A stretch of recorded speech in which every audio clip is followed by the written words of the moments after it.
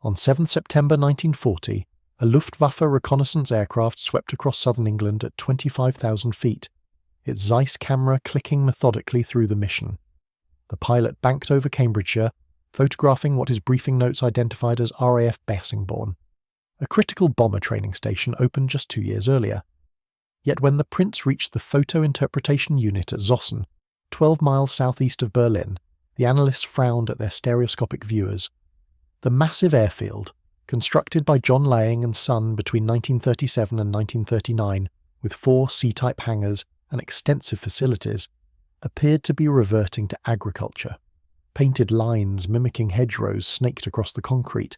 Between the runways, rectangular patches displayed the unmistakable texture of growing crops. The site was downgraded in the target folder. Why waste bombs on an airfield that appeared barely operational? This wasn't abandoned farmland. RAF Bassingbourn was one of Britain's busiest training stations, with 54 Wellington bombers and thousands of personnel. What the Germans were observing from 6 miles up was the result of a calculated deception that would become standard practice across Britain, deliberately camouflaging military airfields to resemble the very countryside they'd displaced. The strips of green between the concrete weren't neglect, they were strategy. And the peculiar genius wasn't just painting fake hedgerows on the runways, it was growing actual crops in the spaces between them. Standard military thinking in 1940 emphasised hardened, obvious airfields. The Luftwaffe's own doctrine called for clearly marked facilities with prominent hangars, wide concrete aprons, and regimented layout. American theorists agreed. Airfields should be functional first, with camouflage as an afterthought. Critics argued that attempting to hide something as massive as an airfield, often covering 400 to 600 acres, was futile. The concrete runways alone left geometric scars visible from 30,000 feet. RAF Sudbury, opened in 1944, had 3 intersecting concrete runways stretching to 1,825 metres, 50 hard stands, and 2 T2 hangars. How could anyone conceal such industrial-scale infrastructure? Yet the British understood something their adversaries initially dismissed. Luftwaffe photo interpreters weren't infallible. They were young men under pressure, analysing hundreds of images daily, searching for specific features. A 1935 Air Ministry report had emphasised that concealment policy needn't make an airfield invisible, it merely had to delay recognition long enough to prevent an accurate attack. In practice, this meant confusing the eye and camera for perhaps 30 seconds as a bomber approached. 30 seconds that might mean the difference between a direct hit and a scattered raid. The camouflage policy, formalised in 1938, rested on a simple agricultural insight. Much of Britain was still patchwork farmland, divided by ancient hedgerows into irregular fields. A Luftwaffe reconnaissance photograph from 1939 showed exactly what analysts expected to see. Small rectangular plots, separated by boundary lines, showing varied tones of cultivation. The fields averaged less than 100 acres. Most farms had fewer than 10 cows, and the landscape was a quilted mosaic of pasture, ploughed earth, and growing crops. An airfield that mimicked this pattern, even crudely, could blend remarkably well from altitude. The technical implementation was more sophisticated than painting lines on grass. At RAF Staverton, opened in 1940, camoufleurs created an imitation lane that snaked diagonally across the tarmac runways. Boundaries mimicking hedgerows were painted directly onto the grass in irregular black lines. Parts of the runways themselves received patterns of irregular dark shapes to simulate woodland patches.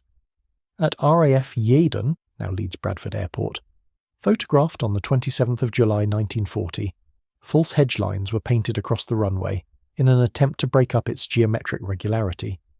But the breakthrough wasn't merely paint, it was biological. When RAF Bassingbourn completed its concrete runway construction in the winter of 1941 to 1942, 3 intersecting strips totalling nearly 11,000 feet, the Air Ministry mandated that the areas between the runways were camouflaged to resemble agricultural crops. Not painted to resemble crops, actual agricultural production. This meant deliberate cultivation. The grass strips between concrete surfaces, often 50 to 150 yards wide, were prepared, seeded and maintained as functional farmland. At some stations, wheat was grown. At others, the emphasis was on hay crops or short grass suitable for grass drying operations. The variation itself enhanced the deception. A Luftwaffe analyst looking at varied crop colours would see the natural irregularity of British agriculture, not the suspiciously uniform green of maintained grass. The practical challenges were substantial. Growing crops on an active military station meant coordinating agricultural schedules with flight operations. Safety regulations specified that grass near runways must be kept to 4 inches maximum. Taller growth created hazards for aircraft forced to make emergency landings on grass. But in the wide spaces between runways, where operational necessity didn't dictate otherwise, crops could grow to natural height. A 1954 parliamentary debate on airfield food production revealed the complexity. Of 176,000 acres of RAF land examined, about 93,000 acres were deemed available for agricultural use. Within that, 41,500 acres allowed unrestricted agriculture, 26,000 acres were suitable for grass farming, and 23,000 acres for grass drying operations. The member for Tunbridge questioned whether corn crops, which grow over 2 feet high, might constitute safety hazards. The Undersecretary confirmed that wheat and barley near runways were prohibited, but acknowledged that in non-operational zones, even tall crops could be cultivated. The war economy made this dual use essential. Britain imported 70% of its food before the war, including 90% of cereals and fats, and German submarine attacks threatened starvation. The government's plough-up campaign aimed to convert millions of acres of grassland to crops, particularly wheat and potatoes. 1 acre of wheat saved as much shipping space as 7 acres of the best grass in England. Between 1939 and 1941, over 4 million acres were brought under cultivation. Airfield land became part of this national effort. The deception worked because it exploited human pattern recognition. Luftwaffe photo interpreters were trained to identify specific signatures: the geometric regularity of concrete runways, the distinctive shapes of hangars, the circular dispersal patterns of hard stands, the straight lines of perimeter tracks. A reconnaissance photograph of RAF South Cerney from 1940 shows the Luftwaffe's methodology. The Flugplatz airfield is ringed in red, with numbered annotations identifying aircraft parking areas, 4 hangars, accommodation blocks, air traffic control, barracks, and radio masts. Yet the caption notes, the grass takeoff and landing areas, located within the lower circular section within the target area, were camouflaged by painting fake field boundaries. From 25,000 feet, standard reconnaissance altitude, these painted boundaries read as genuine hedgerows. The stereoscopic viewers used by photo interpreters gave 3-dimensional perspective, which helped overcome background camouflage in some cases, but couldn't distinguish painted lines from actual vegetation at extreme altitude. More crucially, the varied crops between runways displayed exactly the tonal variation analysts expected from farmland. A wheat field photographs pale gold. Young barley shows darker green. Freshly turned earth appears deep brown. Pasture grass is mid-tone grey-green. The mixture created the visual complexity of agricultural land. RAF Bassingbourn's camouflage was tested repeatedly. The station was attacked on the 28th of May 1940 by an isolated German raider that dropped 10 bombs. From March to August 1941, as the easternmost bomber operational training unit, it came under fairly regular attack. On 13th August 1941, a German aircraft dropped 4 bombs, one hitting a barrack block and killing 10 personnel. But these were small-scale raids, not the sustained bombardment that major strategic targets received. The Luftwaffe's target folders show why. Bassingbourn was identified, but never prioritised. The camouflage didn't make it invisible, but it did make it appear less operationally significant than it was. RAF Tempsford provides an even more dramatic example. Built at Gibraltar Farm near Sandy, Bedfordshire, the site was initially considered unsuitable for aviation due to frequent fog and waterlogged ground. But British planners recognised these very weaknesses as camouflage assets. German reconnaissance would likely reach the same conclusion about the site's unsuitability. To reinforce this impression, lines were painted across the runways to resemble hedgerows from the air, and hangars were disguised as run-down farm buildings. Tempsford became home to 138 Special Duties Squadron, responsible for parachute operations supporting SOE SIS MI9 and resistance groups across occupied Europe. It was one of Britain's most sensitive installations, yet it maintained the appearance of marginal farmland throughout its operational life. The camouflage wasn't perfect, and British authorities knew it. At sites like RAF Coltishall, designated as a fighter station due to its proximity to the coast, the base suffered numerous enemy attacks in the early years of the war. Buildings received camouflage paint, traces of which remain visible today on the officers' mess and barrack blocks, but the geometric regularity of an operational station couldn't be entirely concealed. By 1941, the Luftwaffe Reconnaissance section was in decline, with equipment resources becoming scarce, and bomber crews complained about the print quality of aerial photographs in their target portfolios. Yet even degraded intelligence was sufficient to identify major facilities. What the British achieved wasn't invisibility, it was confusion. A 1940 reconnaissance photograph captured by Belgian resistance forces shows the effectiveness. Analysts could identify that an airfield existed, but determining its operational status, precise layout, and priority required additional sorties and analysis time. That time cost the Luftwaffe opportunities. Intelligence that arrived 3 days late might describe an airfield's disposition that had already changed. Camouflage facilities forced German planners to allocate reconnaissance resources less efficiently, photographing sites that turned out to be decoys or low-priority stations. The agricultural element enhanced this confusion specifically because it was genuine. Decoy airfields, constructed at sites like RAF Wroughton outside Swindon, could simulate the appearance of facilities, but maintaining the illusion required constant attention. Paint faded, canvas structures deteriorated. By contrast, a wheat crop photographed in May 1941 displayed authentic growth patterns. Photographed again in July, it showed the natural progression to harvest colour.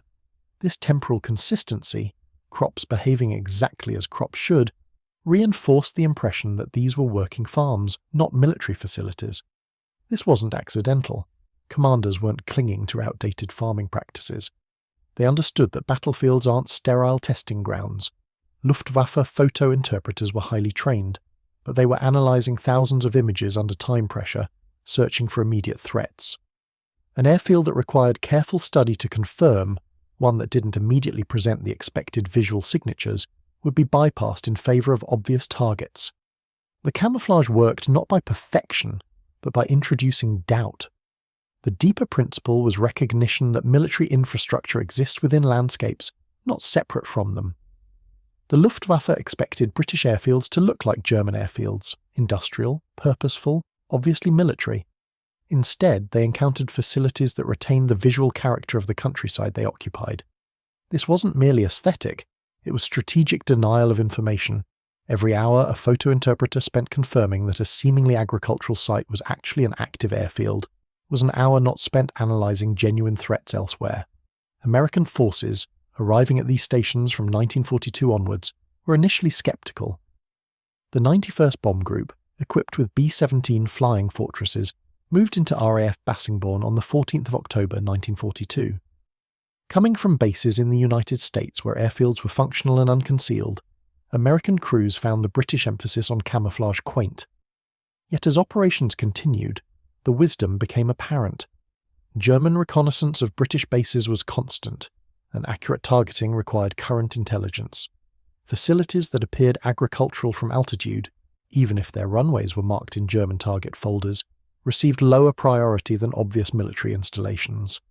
After the war, parliamentary discussions in 1954 revealed the scale of agricultural integration. Of Britain's 176,000 acres of RAF land, over half had been made available for agricultural use during the war. The Undersecretary for Air confirmed that whilst ploughing had been forbidden within airfield perimeters pre-war, modifications to flying instructions reduced the width of grass safety margins around runways, allowing additional land for cultivation. Grass-drying operations, which required short young grass exactly as airfields preferred, became the ideal dual-use activity. The crops themselves became economic assets. One member suggested that grass-drying, which required expensive machinery and long-term leases, should be facilitated on RAF land to maximise food production whilst maintaining camouflage. The practice continued well into the post-war period.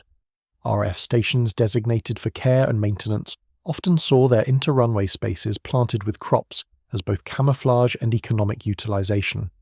Sites like RAF Mount Farm, after being handed back from American use in May 1945, were kept inactive but maintained agricultural appearance until formal return to farming began in 1949. The airfield was sold for farming in 1957, and part was bought for gravel extraction in 1961. The transition from military facility to genuine farmland was seamless, precisely because the visual deception had always incorporated actual agriculture. Military theorists who dismissed airfield camouflage as futile made several errors. First, they assumed perfect intelligence. In reality, even the meticulous Luftwaffe Reconnaissance program, which photographed every part of the United Kingdom from Orkney to Cornwall between 1935 and 1941, couldn't maintain current intelligence on every facility. Priorities had to be set. Camouflage influenced those priorities. Second, critics evaluated camouflage as a binary, either perfect concealment or useless effort. But operational deception operates in gradations. An airfield that appears 60% as threatening as it actually is receives proportionally less attention. Resources allocated elsewhere create gaps in coverage. Those gaps become operational opportunities. Third, they underestimated the cognitive burden on photo interpreters. By 1941, Luftwaffe reconnaissance units were stretched thin, print quality had deteriorated, and bomber crews complained about the intelligence they received. In this environment, camouflage that created analysis delays or required confirmation sorties had disproportionate impact. The de Havilland aircraft factory at Hatfield demonstrated this principle. Illusionists removed part of the roof and deployed smoke canisters. A German reconnaissance aircraft photographed the site, and interpreters downgraded it from an important economic target to one already suffering severe bomb damage. The deception wasn't perfect. It wouldn't withstand ground-level inspection, but it worked from altitude under operational conditions. For RAF personnel stationed at these camouflage facilities, the agricultural elements were simply part of base life. At Royal Air Force Bassingbourn, ground crews serviced Wellington bombers between wheat fields. At Tempsford, agents preparing for clandestine drops into occupied France walked past hangars painted to resemble farm buildings. The juxtaposition of military intensity and rural normalcy was jarring to newcomers but quickly normalised. American personnel, particularly those arriving in 1943 to 1944 for D-Day preparations, found the contrast striking.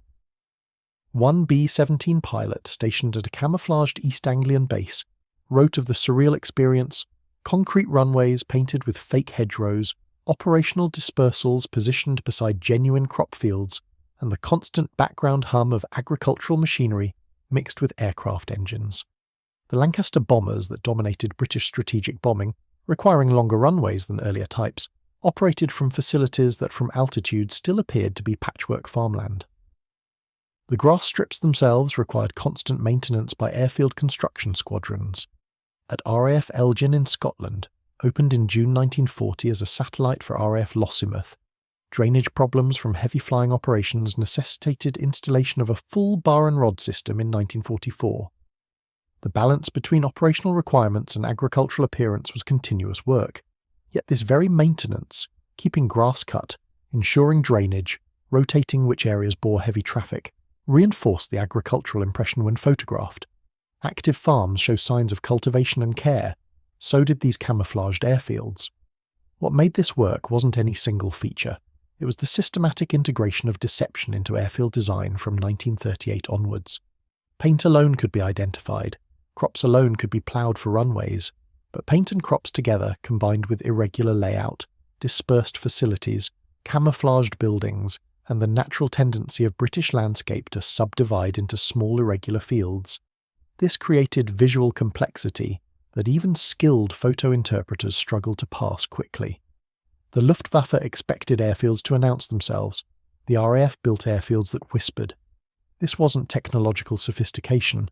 The materials were paint, crops, and canvas. It was conceptual sophistication, understanding that concealment isn't about invisibility, but about controlling what the enemy sees and when they see it. Consider the arithmetic.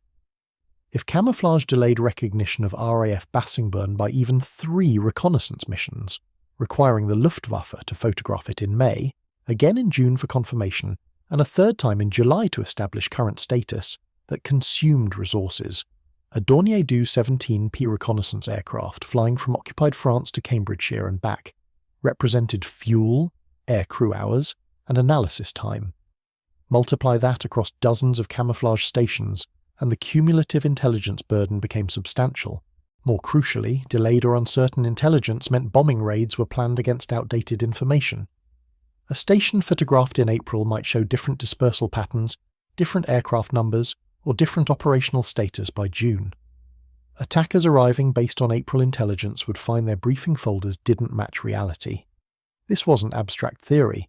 RAF personnel at Bassingbourn, RAF Elgin, and dozens of other stations lived through raids that were inaccurate, poorly timed, or inexplicably light relative to the site's importance.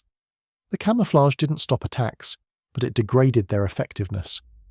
By 1943, when Allied air superiority over Europe was established, many camouflage precautions were relaxed. The need for deception diminished as Luftwaffe reconnaissance capacity collapsed, yet the infrastructure remained. Post-war aerial photographs of British airfields show the ghostly outlines, painted hedgerows fading on concrete, into runway strips reverting to genuine agricultural use, the strange hybrid landscape where military necessity had briefly coexisted with rural disguise. The Luftwaffe's own records, declassified in 1974, reveal the success. Target folders show British airfields identified but misassessed. Photo interpretation notes record uncertainty about operational status. Intelligence summaries prioritise obvious targets over camouflaged facilities. The de Havilland factory, downgraded due to simulated damage. RAF Tempsford, appearing as marginal farmland whilst hosting Britain's most secret aviation operations. RAF Bassingbourn, photographed repeatedly yet never receiving the concentrated bombardment its strategic importance warranted. Modern analysts, studying these 1940s reconnaissance photographs with digital tools and unlimited time, can identify the deceptions easily. The painted hedgerows don't quite align with surrounding field patterns. The inter-runway crops show slightly too much uniformity in some images. But Luftwaffe interpreters in 1940 to 1943 didn't have digital analysis or unlimited time. They had stereoscopic viewers, pressure to produce intelligence quickly, and thousands of potential targets across Britain. In that environment, an airfield that looked partly like farmland, that showed crops between its runways, that displayed the visual complexity of rural England rather than the geometric clarity of military infrastructure, such a facility introduced doubt. And doubt, in intelligence work, is delay. Delay is resource misallocation. Resource misallocation is strategic advantage. The RAF didn't grow crops on their airfields despite military necessity. They grew crops because of it. Every acre of wheat between concrete runways was simultaneously food production, camouflage, and deception.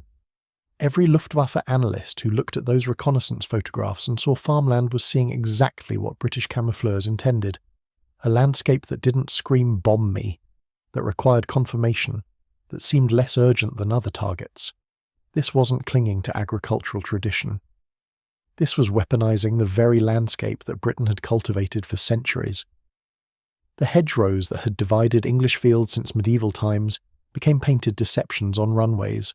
The crops that had fed the nation became visual camouflage protecting its military infrastructure. The pastoral countryside that seemed so antithetical to modern warfare became its most effective concealment. German reconnaissance pilots, photographing Britain from 25,000 feet, saw patchwork farmland below. They were right. They were also wrong.